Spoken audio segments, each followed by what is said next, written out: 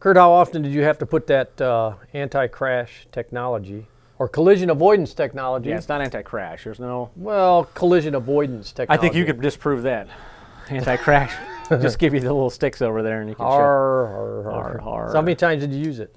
Well, we tried it against solid objects, you know, and even in the manual they talk about it's looking for an echo footprint, essentially. Yeah. So it's not going to avoid crashing into a lamp. No. You know, or a small object, something with a small profile. And I think at full speed it's not going to. And at full speed it's probably still going to have some difficulty pulling back. So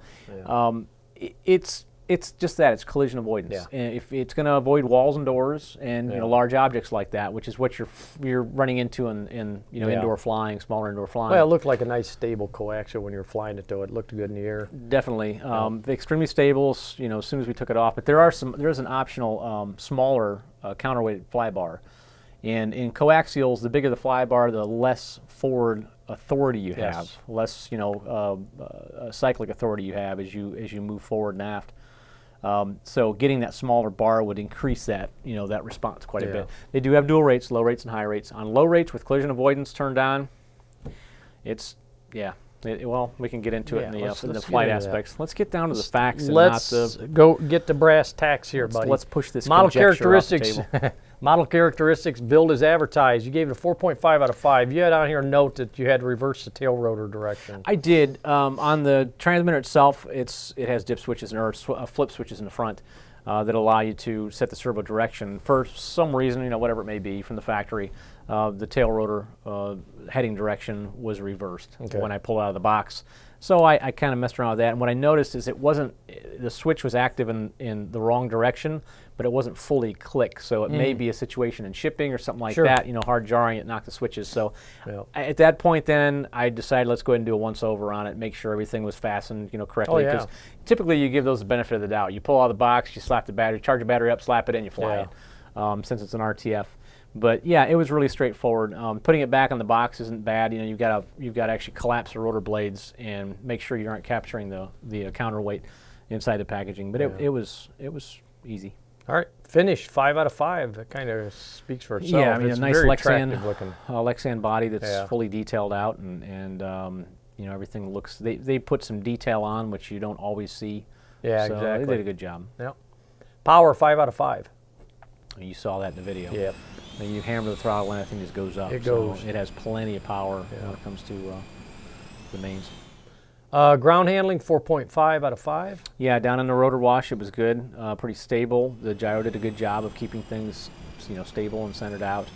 In fact, you know, it's not uncommon on a coaxial, especially to have the bob going on. As you get down in the ground effect, it wants to bob on you. Well, I didn't notice any of that wash either that you... I didn't get, the toilet bowl. Toilet bowl, lower... You know. The flare, there's a little bit of a washout when you're transitioning from forward flight, when you're making aggressive cyclic maneuvers. Very minor, but it's almost impossible to get away with that, especially if you have power. So it's a trade-off. If you got a very docile flying aircraft with very little control inputs, well, it's going to kind of count itself. But what I noticed is as you descended, we didn't have excessive washout, which does translate into, you know, ground effect. Sure. So.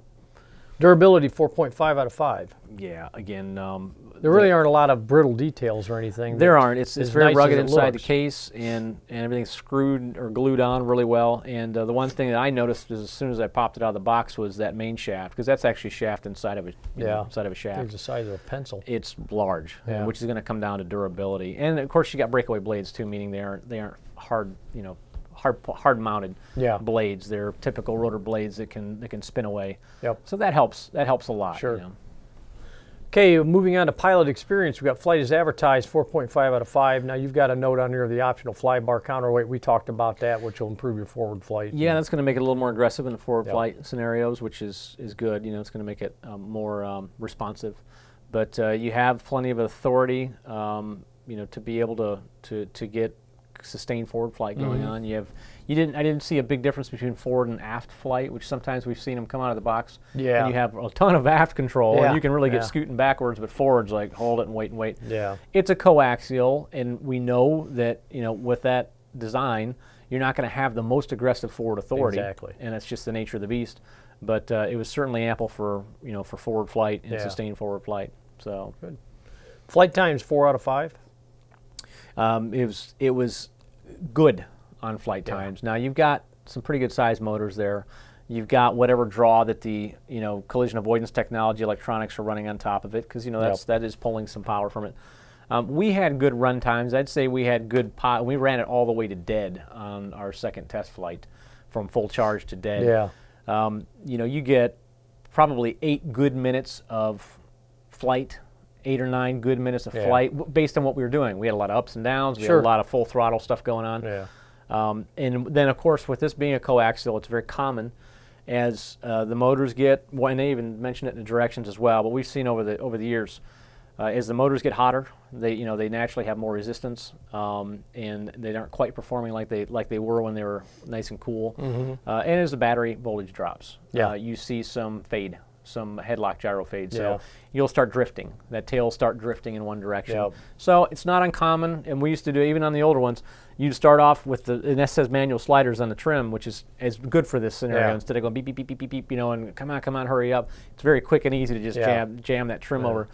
You'd start off at one extreme on a fresh battery, and you're like, okay, here we go. And then as the battery faded, it would be drifting, and you'd make more, correction. So that's common. It wasn't excessive, and the gyro also did a good job of, when you popped off, off the ground, it snapped you right back to true, and then you were just making minor adjustments. But at about the 8-minute mark, it started drifting, and at the end of the battery, it was drifting. Even with full trim over, it was still drifting a little bit. Now, there is adjustments that I can make in the headlight gyro. Maybe it can help out a little bit with that, but ultimately, that's just expected. Sure. So, but nothing that makes the first 7 minutes plus of the flight unmanageable.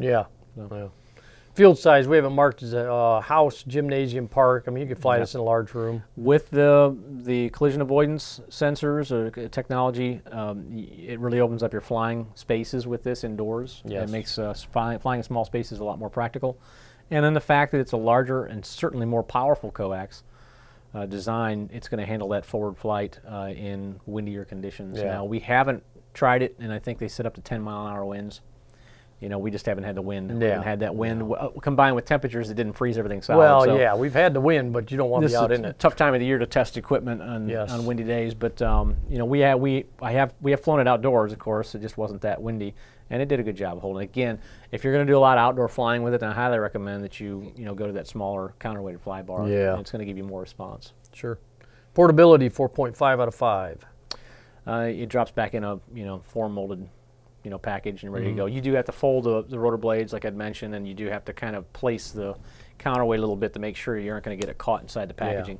But it's not difficult at all. All right, skill level, beginner. With the avoidance technology, that helps tremendously. Beginners in helicopters, you got to get your orientation down, and you know how that is. You go from all 4 axes and trying to get your brain mapped to that function, and it takes a little bit of time, takes practice, and what you don't want to be doing is banging the heck out of the thing in the process.